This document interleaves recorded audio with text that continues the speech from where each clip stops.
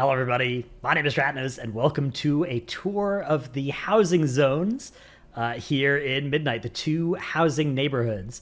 So we'll just fly around, take a look at all the different places that you can put your house.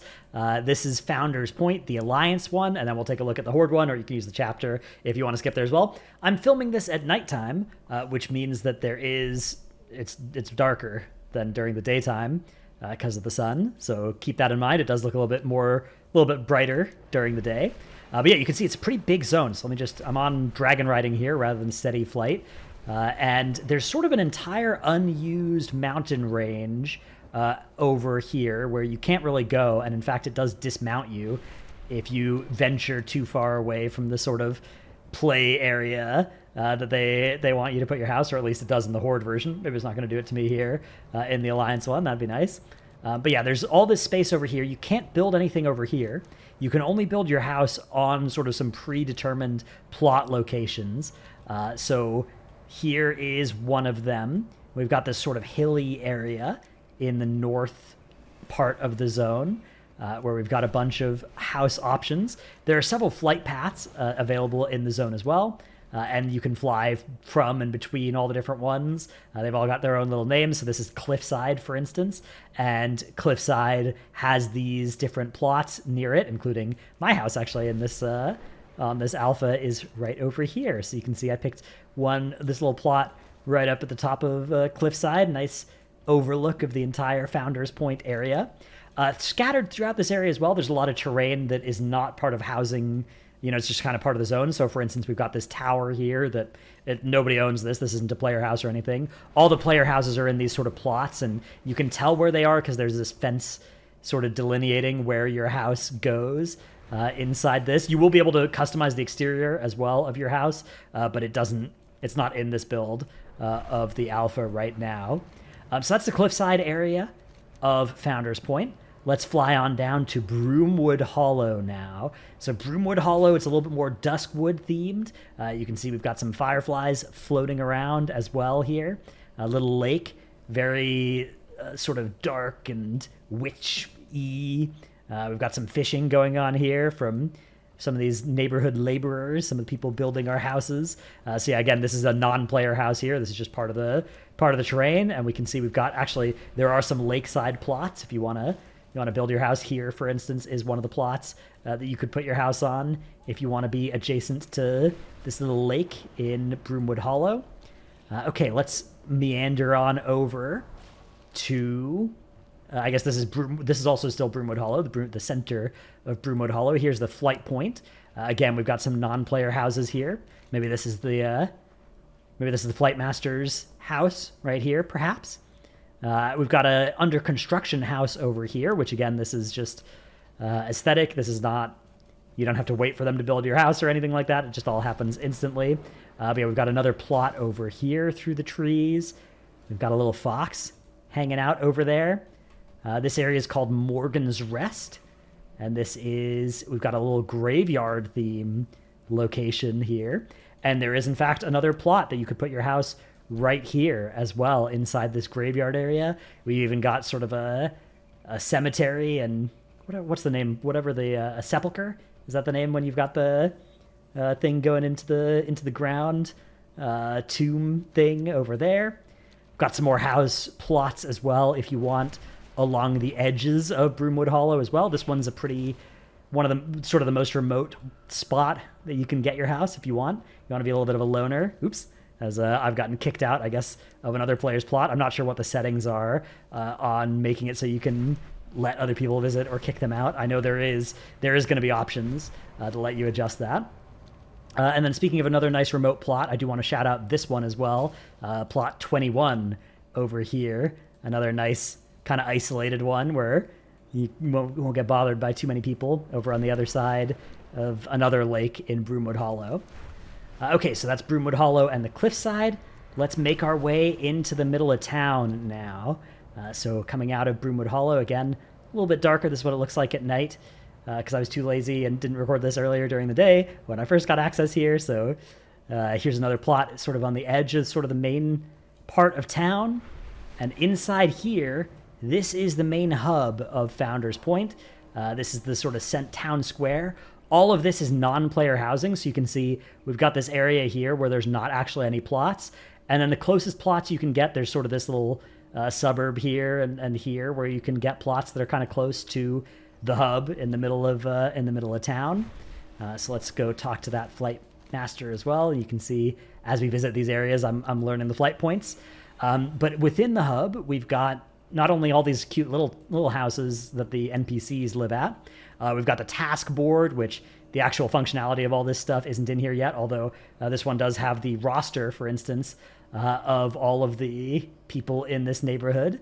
And then we've got the steward, which lets you, this is who you can talk to found your own neighborhood, make one either for your guild or a charter neighborhood, and your general contractor as well, who lets you upgrade your house, which is also not implemented yet, but there's housing like XP and then upgrades that you can get that let you get sort of more slots for putting in more fixtures, rooms, and decor, both inside and outside of your house. And then also in the hub, we have dye crafting stations, which I believe are alchemy and inscription are the two professions associated with dye. There's also lumberjacking, where you can cut down trees from all over the place. All of that is not implemented yet. In fact, we've got the placeholder magic hatchet that lets you get the lumber nodes, and you can chop down the lumber, I guess, from everywhere. You don't need to be a specific profession. It's not a new profession to get lumber for building stuff. We've got a decor vendor here as well, who currently doesn't sell anything. And we even have this guy here, the last architect, who has decor treasure hunt quests. And you can see there's at least 48 of them, or they just named it 48 randomly. But they can be solving a riddle rather, to get a new piece of decor. So a lot of different sources of decor, including a daily riddle from the last architect that you can pick one up from. So that sort of stuff happens in town as well, and presumably the sort of neighborhood-like activities or things like that might be centered in the hub as well. Okay, let's go take a look now at this little... I think this is sort of the most urban or maybe suburban plots that you can get, are these ones just sort of right outside of town. You get a good line of sight right into the hub. And we've got this little, neat little set of 4 plots around this roundabout, I guess, set of benches here. So some more pretty cool places that I think these will be among the most popular plots, will probably be these in a lot of neighborhoods, as well as maybe some of the more, I think mine's pretty good. I think plot 22 goes crazy, to be perfectly honest. I think that one's a really good place. Here we've got another, a big barn. So this one again is non-player. This is just a barn that's here for in every Founder's Point there will be a barn in this exact spot, but then right next to it there's a plot, and of course this plot can have whatever looking house you want. But we now move towards Mears Farm. So again, this is not built by players. This is just part of the environment. We've got these orchards and stuff over here, including this, I guess, whatever you call it, where you got those buckets of fruit and stuff. Little gazebo over here. See, I know some of the nouns for the different things that you can find here. A wagon. I know other ones. Ladders that you can find over here inside this orchard. But we don't actually have any plots over in this area. The closest we have is this one between the barn and these farm plots. Otherwise, there's not a lot of plots in Mears Farm itself. Let's go over to again, there's another tower over there. And we've got the flight path here. And then this is now the Outer Banks that we're in. There's another, really, I think, a premium property over here. I bet this one's got some of the highest market value. Nice and secluded, area here. You're not going to get bothered by the neighborhood kids in this part of Founder's Isle. And then we have more plots sort of on these little outcroppings, these cliffs over here. So again, we've got a plot here. We've got one over on that island we were just looking at. Then down here, we have a little island. Now, I'd be a little bit worried about building my house in these plots in particular, because I think, this is sort of the area where, especially with climate change and stuff, this is probably some of the more susceptible to rising sea levels. This could well be, it kind of looks like sort of landfill here, reclaimed ground that they've built on. We've got a floating bush here as well, so a lot of stuff you got to be careful of if you're going to put your house over in these plots. But the upside is you do get these scenic ocean vistas here as well. And then there are some islands out here. There are no plots on these islands out here. And earlier today, I was actually... So there's some terrain over here they've put in, but yeah, I got dismounted when I flew out over this way. Yeah, and it's happening again. Okay, so can't journey too far out into the areas over there. In fact, I can't even mount over here, so let's see if I can mount over here, maybe. Yes, all right, nice. So yeah, some islands, no plots in them. I think a plot on this island would be a very popular one as well. Okay, yeah, let's move on now, again, to the Outer Banks flight path here. Again, we've got a few NPC houses on this island. There are, in fact, no plots on this island. This is all just NPC real estate over here. And then, yeah, there's another set of 3 houses between the Outer Banks and Mears Farm, where you've got these windmills up here. So got to watch out for all the dead birds that'll be caused by those if you pick one of these 3 houses to build in. Okay, then we've got another set of houses that are sort of just outside of town.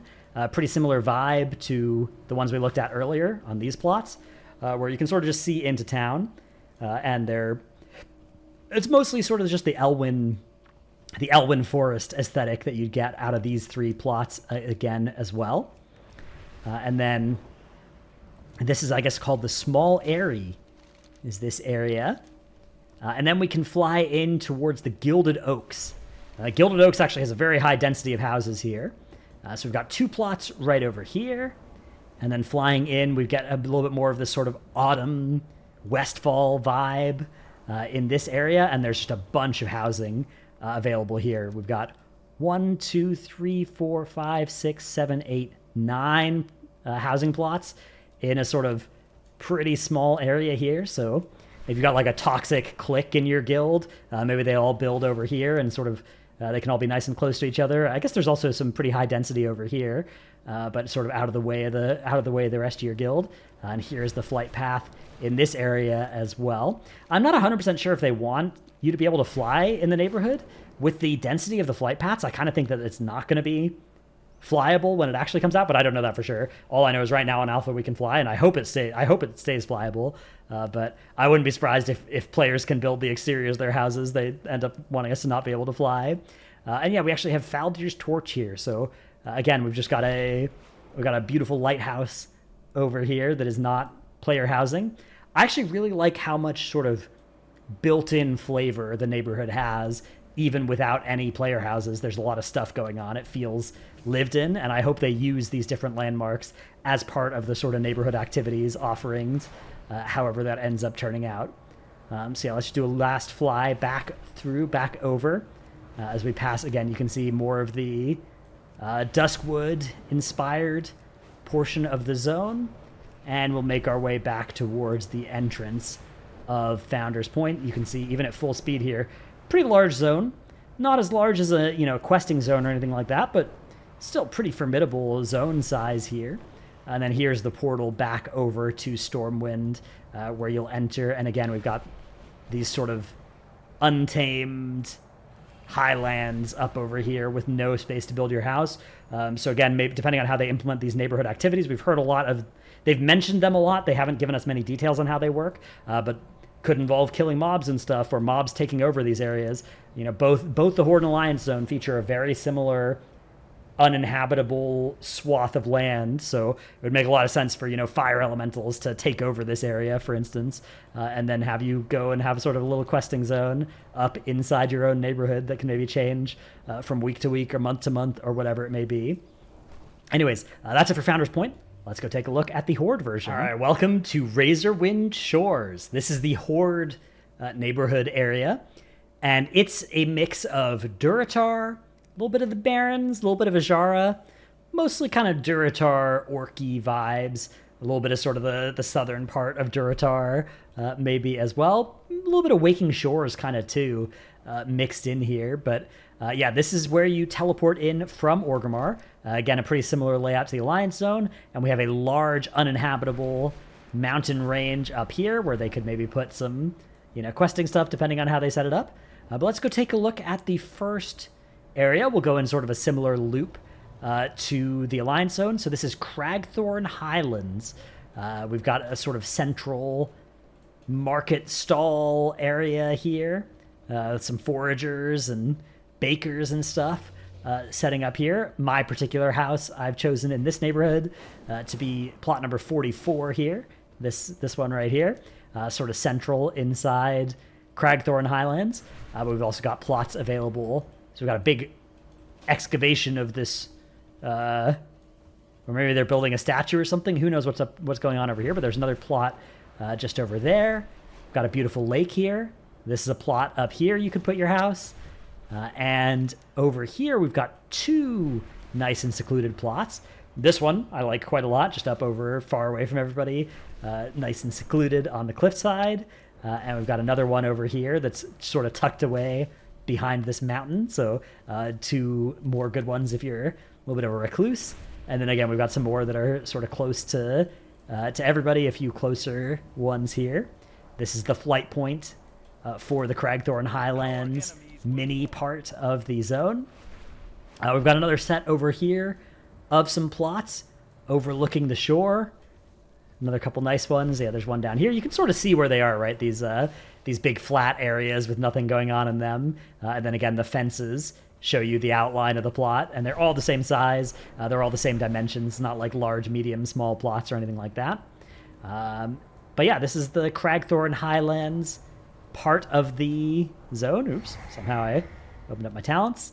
And then we got this sort of border area between Cragthorn Highlands and the Common, including, I think, two very nice locations for a house if you want to be close to the Commons, or the Common rather, which is the Horde version of the hub.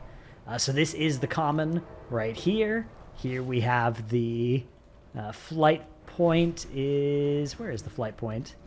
Just over here, found it. Flight Master, the Wyverns. And yeah, the Common, very similar idea to the hub, where we've got a bunch of NPCs sort of hanging out. We've got our board, we've got our general contractor, and our steward. We've got the same quest giver over here, the Last Architect, which offers you the Decor Treasure Hunt, although notably a different one than the Alliance one with a different reward as well. So you can have a house in both the Alliance and the Horde neighborhood, so you could do potentially two different ones of those riddles each day and get two different pieces of decor. And then a little bit of an elevated area of the Common here. I actually really like the aesthetic of some of these little houses and stuff. I feel like they could offer some like apartments in addition to houses if you just wanted to live with your guild, but you didn't want to build a house and everything, and just let you like move into one of these little huts here. I think that would be pretty cool. A lot of similar ones in the Alliance one, but yeah, as of right now, those are NPC houses. Let's fly through to the other side now, where we can take a look at Rune Totem's Bounty, which is very Oasis in the Barrens themed, I would say. So this is sort of Northern Barrensy. Up here we have, again, more Duratar color palette with a plot up here. But then as we fly down towards Rune Totem's Bounty, we get more of this sort of Oasis vibe with the sand and the palm trees and stuff. A lot of plots that you could put your house. As you can see, I'm flying over several of them. And then some general construction here. Not a lot of housing plots on this little peninsula here. But over here, there is one more. Again, this plot, not particularly close to any of the other ones. So pretty nice, nice piece of real estate. And then we have the southern part of Rune Totem's Bounty, just over here as well. Same general color palette and everything as the northern part of the zone. And we actually have some sort of Thousand Needles inspiration maybe going on here as well with this raised area. Now this is a player housing plot also, so you can build yours up on top of this sort of mesa if you want. And then we get a little bridge that you can go over, and there's another plot over on top of this mesa. And then another bridge over here, and we've got another mesa over here with another two plots available on it. So if you like the idea of living on top of a little plateau, a little mesa thing, there's definitely a few plots that will let you do that here. And then down below, there's not actually any plots down in these Saltfang Shoals area here until you get over. Yeah, there's one right here. So this one is an option if you want that sort of tropical seaside feel. Okay, speaking of tropical and seaside, we've got the sort of shipwreck plot over here. I quite like this one because this one is another one where you don't really see any other plots very close to you at all here, but yeah, you can see this one is a nice one. You've got these shipwrecks all over here. Maybe even a little bit of Tanaris vibes that you can get in this part of the zone if you want. Okay, let's go up and over this very tall rock here. So here we can see some more of these mesa top plots. Little pathway, multiple pathways you can take to go to the other parts of the zone that we've already explored. But yeah, we've got some plots here, and we've got a flight master. This is called the Bluffs, which makes sense. And we've got, yeah, the 2 plots here. And then over in this little archipelago here, little chain of tiny islands, we have yet more. So this one is non-player housing. And then we have player housing plots here and over here. And, yeah, I guess here and here and here. So 3 different little islands, each of which has a plot on it. Very nice ones. Again, sort of Echo Isles themed even. Some troll aesthetics that you can get here. And if we fly over here, these ones are not player housing. This is just a little, again, a little flavorful, bit of the zone. We've got an NPC here selling mussels. Fuller the mussel seller, although not currently, but presumably he'll actually sell mussels later builds of the game. Okay, we've got a little bit more seaside real estate here. If you like the idea of building a house on sand, which, haters will say that's not a good foundation upon which to build your house, but, you can do it. Working out so far for these intrepid architects in this area.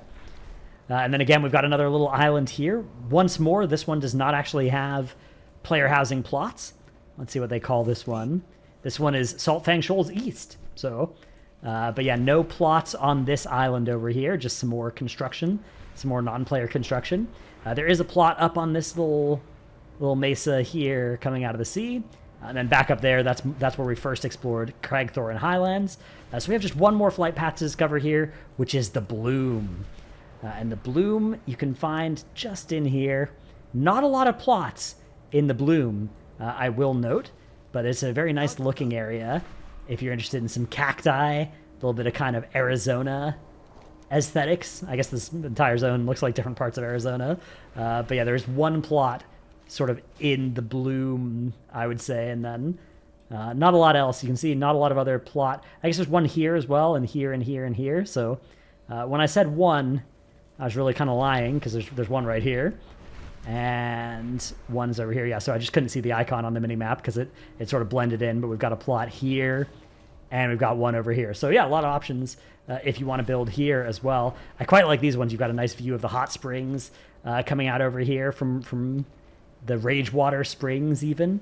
Not any plots that let you actually build kind of on the Ragewater Springs, but yeah, if you build from the Bloom over here, you could have a good view of the springs. So that's pretty cool.